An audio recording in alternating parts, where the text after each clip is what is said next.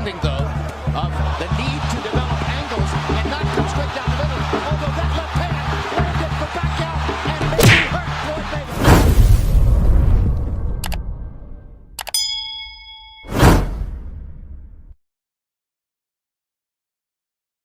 Marlon Tapales surprises Murodjon Akhmadaliev by winning a split decision and the WBA and IBF titles.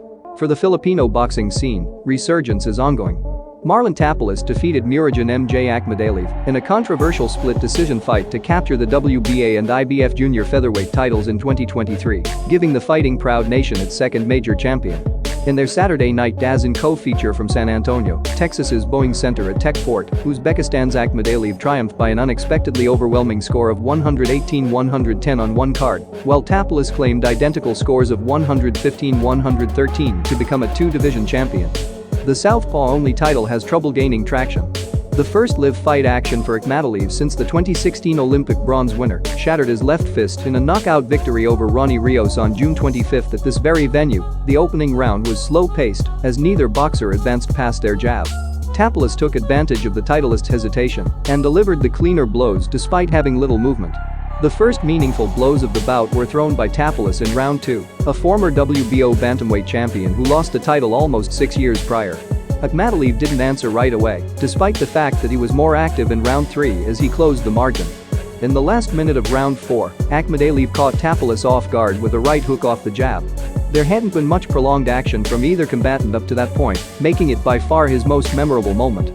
After taking a strong jab from the champion early in round 6, the 36-year-old Tapales' shoulder rolled under a long left hand from Akhmadaliev.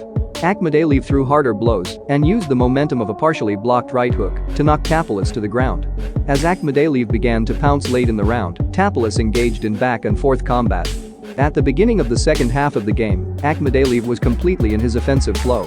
Tapales was sent into his own corner early in round 7 by a pair of straight left hands. Tapales briefly stopped punching as Akhmadaliev confidently pounded his jab.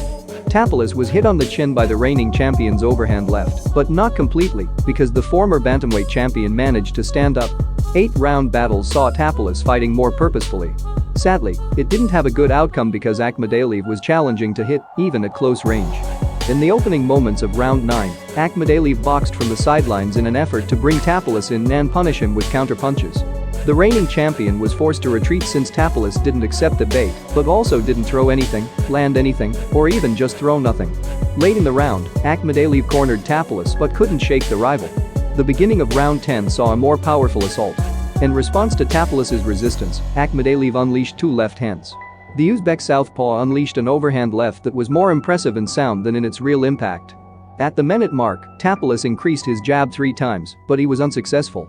Akhmadaliev drove Tapales to the ropes, but his overhand left was unsuccessful. As Akhmadaliev unleashed a left hand and right hook at the 10-second mark, Tapales fought behind a high guard. Most of the 11th round saw Tapales outworking Akhmadaliev. The determined challenger put in some of his best effort after Akhmadaliev hit with a left hand near the end of the round. In the 12th and final round, Akhmadaliev fought aggressively. When the final bell rang, Tapales' squad invaded the ring to start what they saw to be a celebration moment, despite having to fend off several left hands over the top from the unbeaten champ. Split decisions had to be reached, and the audience harshly jeered them since they believed Akhmadaliev had done enough to defend his throne. Instead, it brought an end to the Uzbek southpaw's 3-year dynasty as he dropped to 11-1. 8 KOs. The prospect of taking on the victor of the Stephen Fulton Naoya Inoue WBC WBO junior featherweight title fight on July 25 is no longer present. Tapales will now have the chance to use it after winning his 4th straight fight to improve to 37-3, 19 KOs.